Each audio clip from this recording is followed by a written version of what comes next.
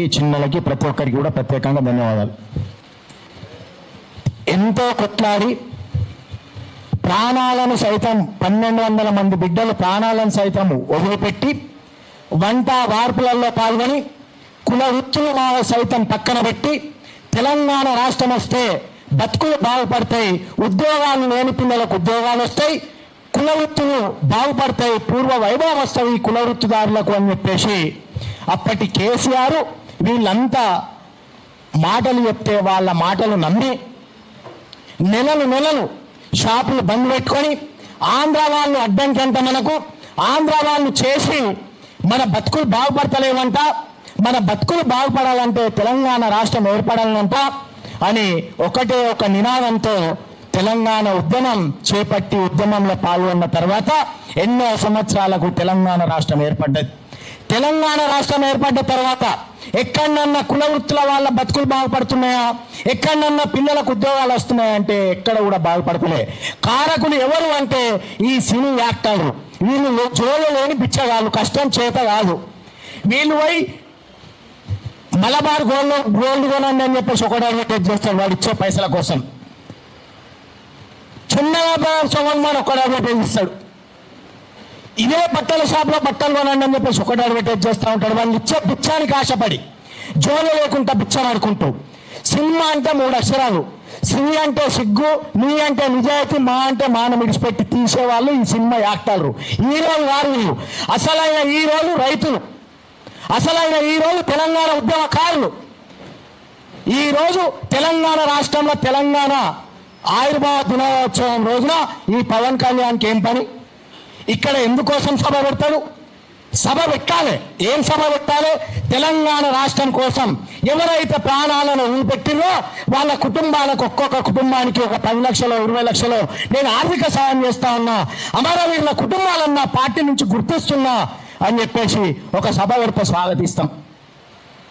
ఎక్కడ మంచి చర్చలు జరగకుండా పవన్ కళ్యాణ్ ఒక ఉప ముఖ్యమంత్రి స్థానంలో ఉన్నాడు.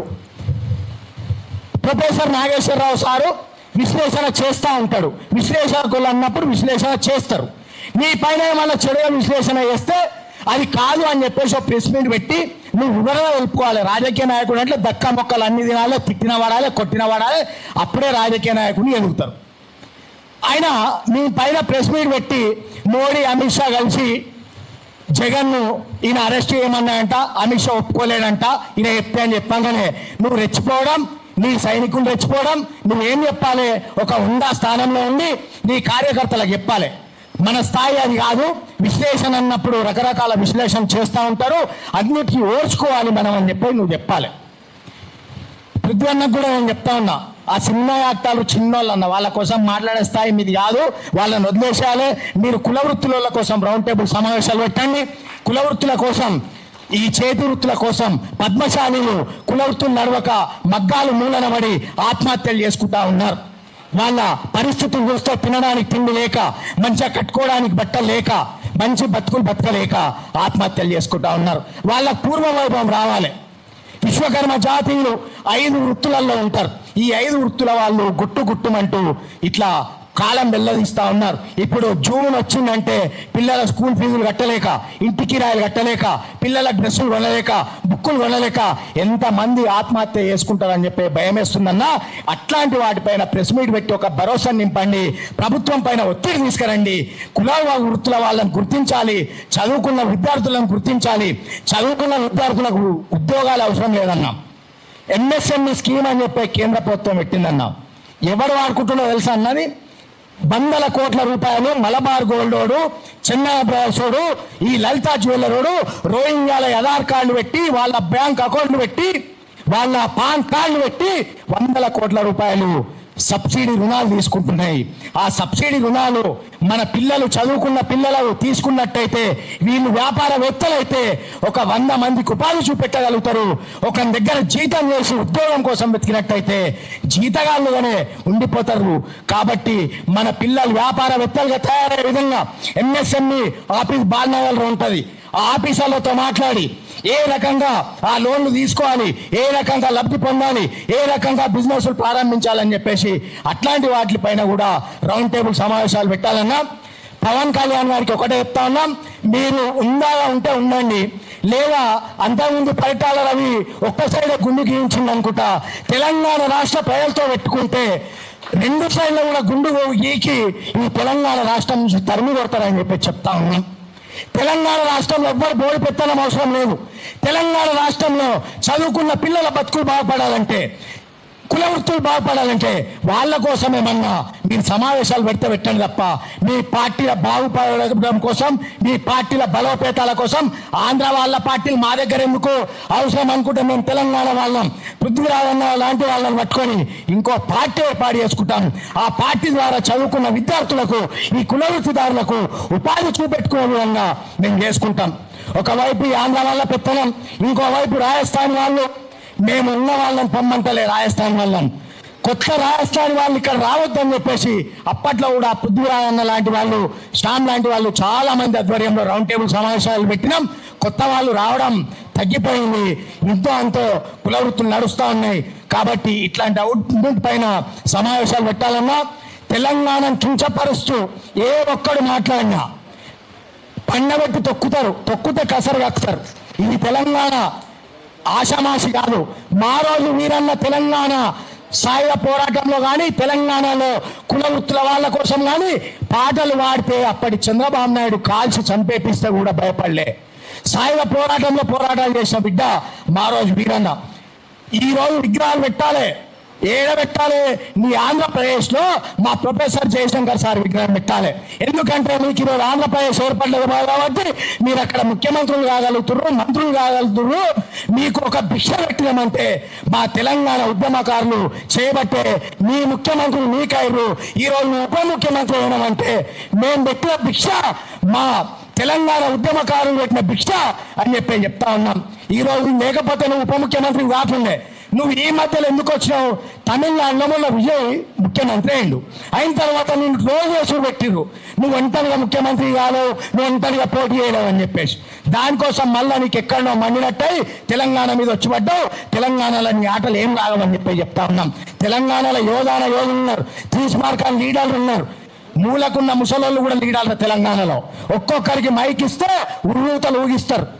సౌతలు కాదు, దద్దమ్మలు కాదు, మీలాగా ఒంటరిగా పోటీ చేసే ముఖం లేక ఎన్నిసార్లు ఓడిపోయినా ఒంటరిగా పోటీ చేసి ముగ్గురుతో పొత్తు పెట్టుకొని ఇప్పుడు ఉప ముఖ్యమంత్రి అయినావు. అది మేము పెట్టిన భిక్ష తెలంగాణ వాళ్ళం.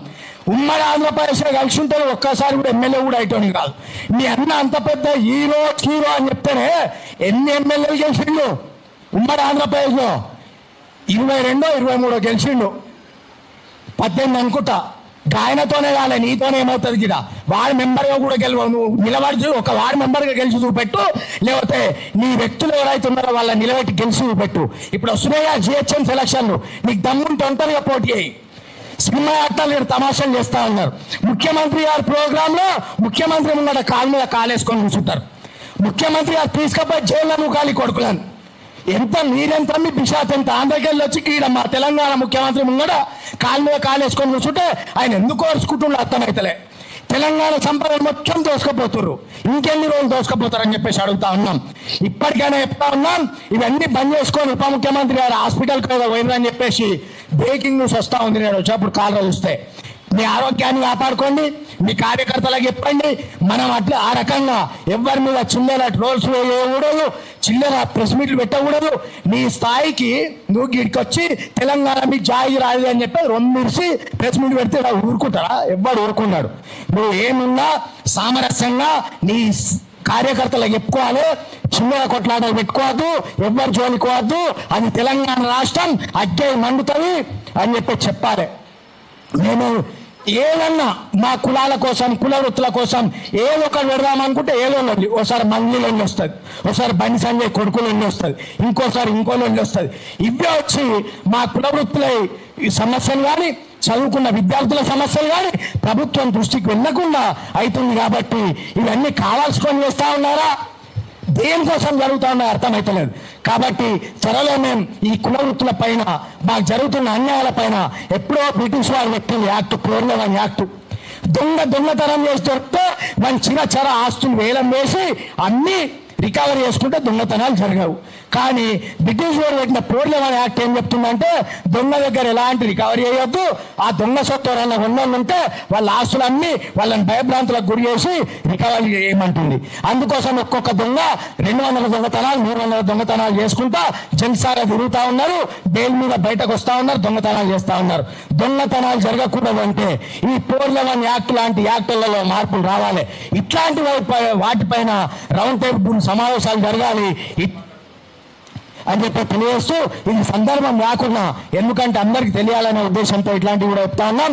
మరొకసారి తెలంగాణ వ్యక్తుల జోలికి కానీ పృథ్వన్న జోలికి కానీ వస్తే మంచిగా ఉన్నదని చెప్పేసి పవన్ కళ్యాణ్ గారి కార్యకర్తలకు చెప్పడం జరుగుతూ ఉంది. అందరు కలిపి లాస్ట్కు 10 నిమిషాలు మాట్లాడతాం కానీ ఇప్పుడు మా షహబాజ్తో మాట్లాడాల్సి కోరుతున్నాం.